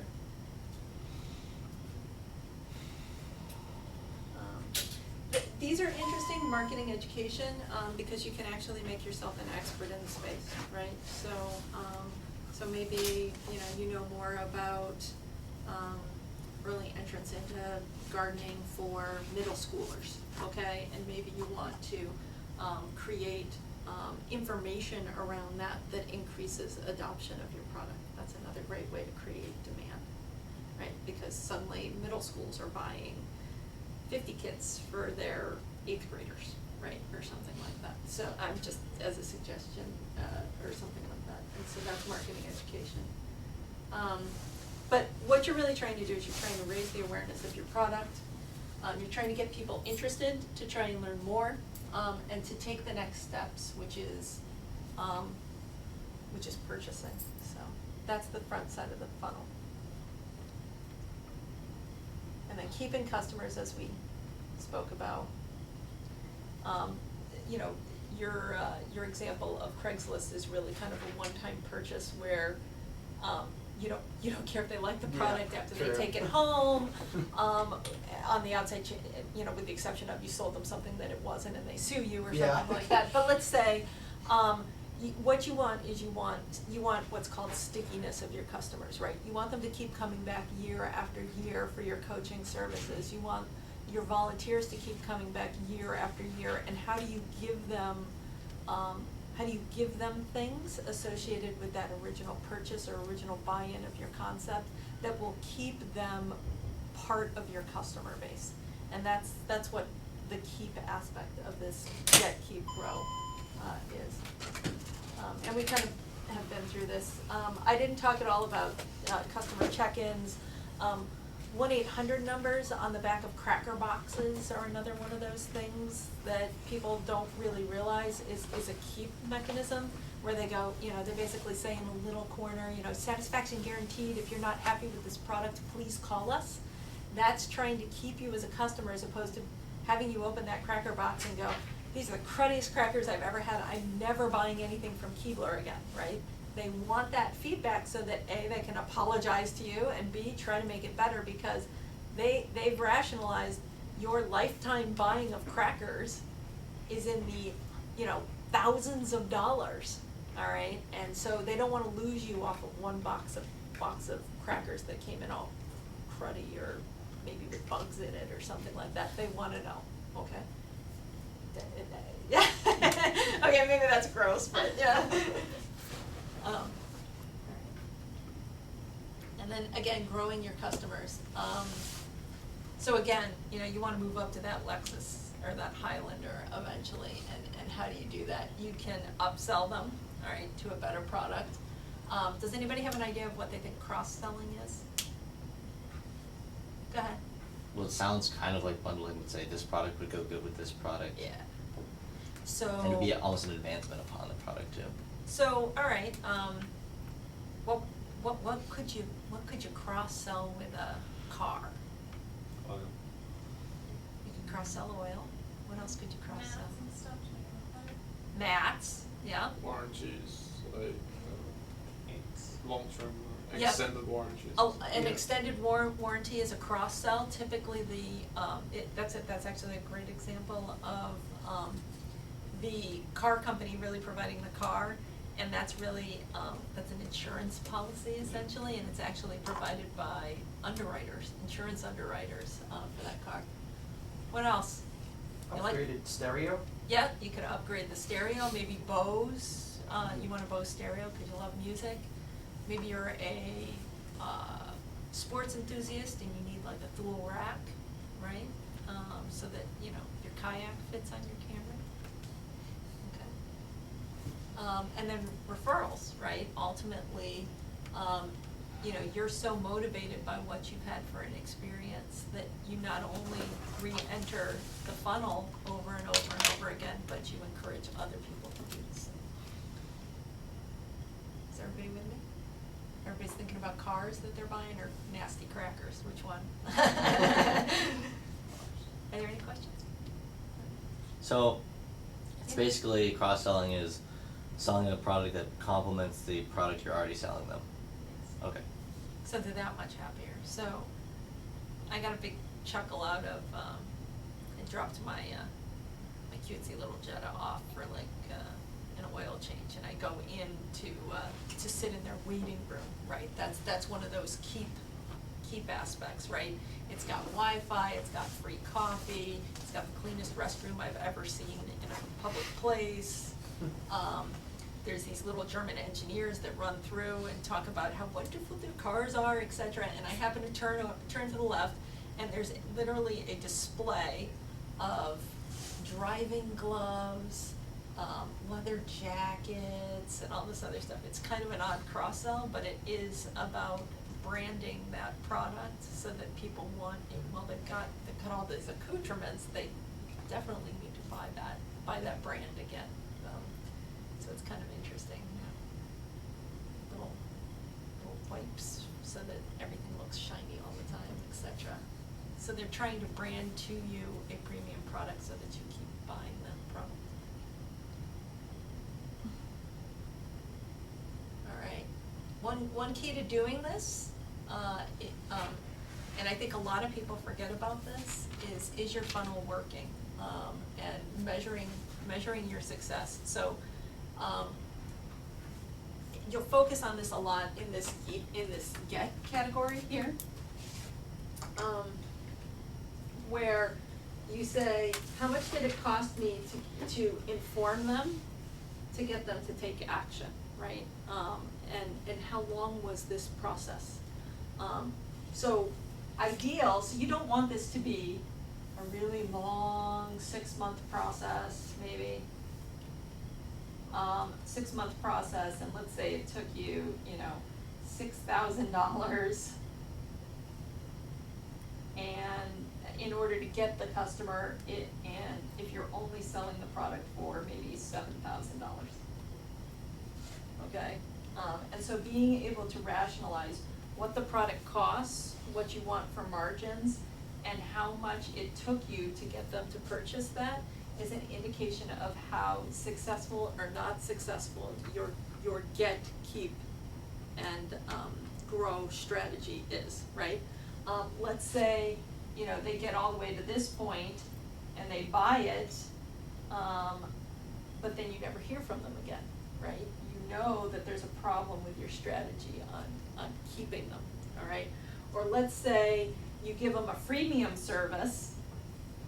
Okay, that's another common, all right? You give them a freemium service in the hope that you're gonna sell them a premium service next, and a lot of people do that on their apps, etc. But they only converted maybe a 10% rate. You understand that maybe the product that you're providing isn't a good fit for the customer that you're targeting, right? And so sometimes it's the customer, sometimes it's how you're treating that customer that allows you to either decide whether everything that you spend on this marketing and sales process is really worth the payout that you get in the end, okay? So I'd encourage you to kind of measure that. If it costs you to put on one coaching series, let's say it costs you $10,000, and you spent $200 to get a full cohort or full class, that conversion rate's pretty good, and that gets you to here. But let's say you want them to sign up for the 3 class, all right, that would be upselling, right? But they never convert. You know that there's something in your keep category that isn't quite right, particularly if they're telling you that they're very satisfied with the service. Okay, so it's important to measure each of these things along the process so that you know if you've got a good product market fit, and if you have a good way to get your customers to want and to keep buying your product. Okay, does that make sense? No blanks right there. Okay. So I'm not going to belabor that much, and I'm certainly not. This is a much more intense way of how people measured and what they got for the get, keep, grow. We're not gonna go over that. Is this worth going over? Huh? Different markets. I think we touching on that one last. You already touched on it. Okay, I'm not gonna. In terms of markets and different type of market. Yeah. Different type of markets, so you've already touched on different type of markets. I'm trying forward here.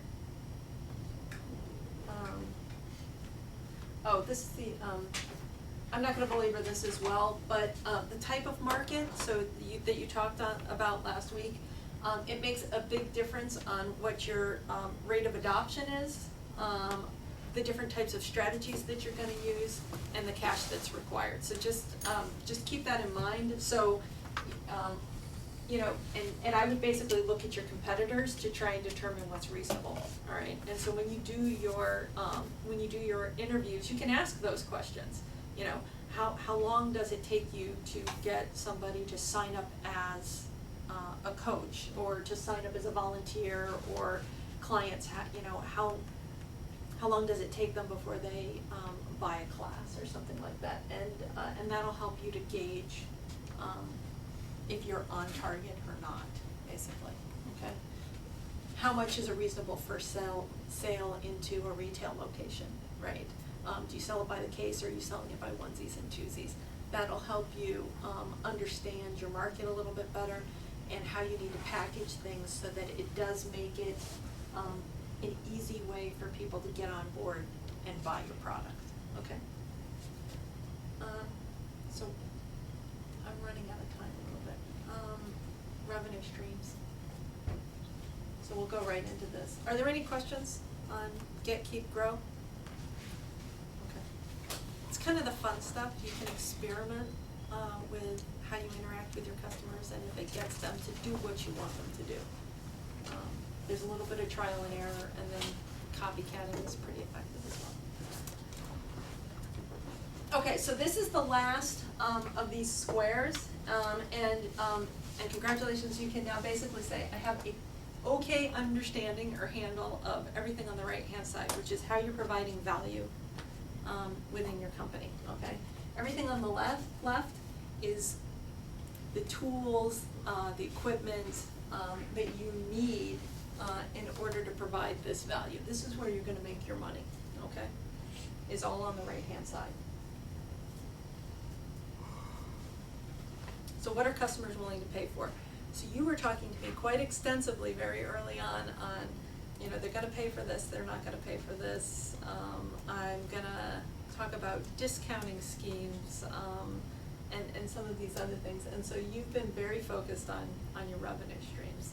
I don't know about the other teams. Have you thought at all about? Well, first we were considering the taxi thing, so that's a different revenue stream than that, just Yeah. selling the vehicles, so. Okay. And you can still continue to explore that. Yeah, okay, I would yeah. recommend, you know, kind of fully exploiting, do you license your design?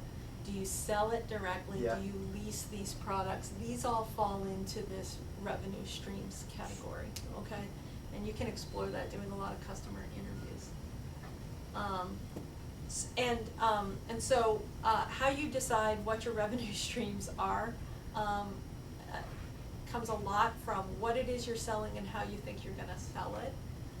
So in your case, I'm assuming in order to make it profitable, you need to sell them by the pallet load, right? This system by the pallet load. Most likely. And then you might want to explore, are you selling, is it a one-time sale, or are there, there's this idea called the razor and the blade, right?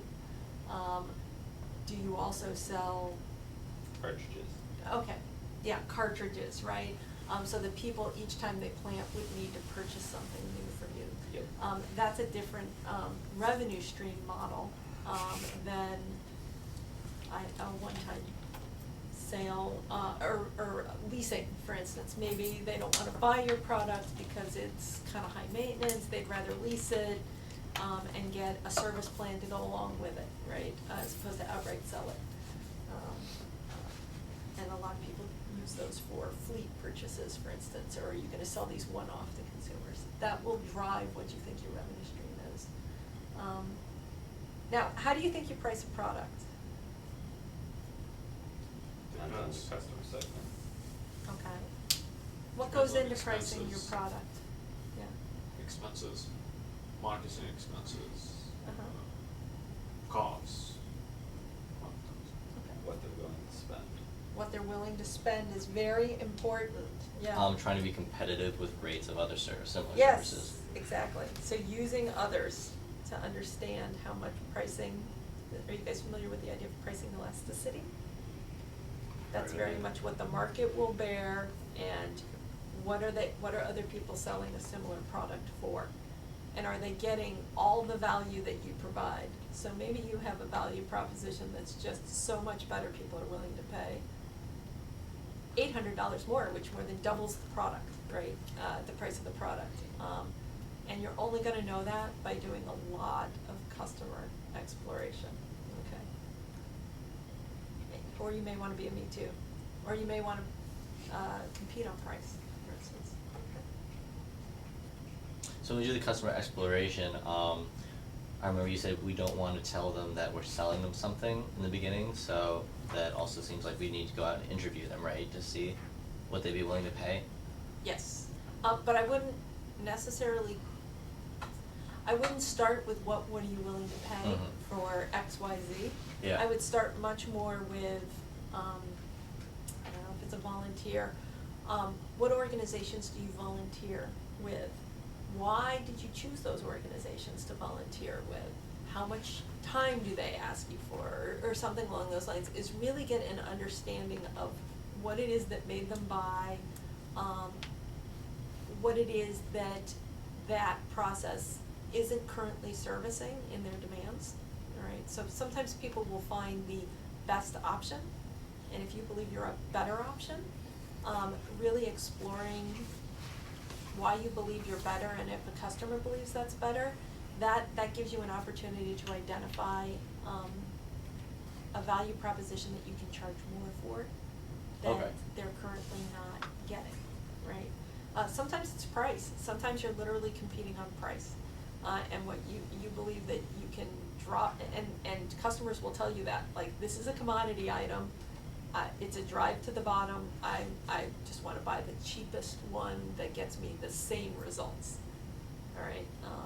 I don't recommend those businesses for startups typically, because because it's a commodities business, you have to produce a ton of it, you have to have, existing channels and some of these other things, so it's, so I don't recommend that. Does that answer your question? Yeah. A little bit, okay. Where are we?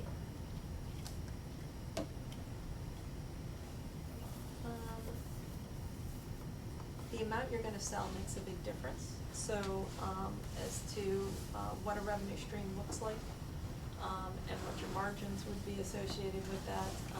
If you're producing, a customized, solar car, right, you're building those one at a time.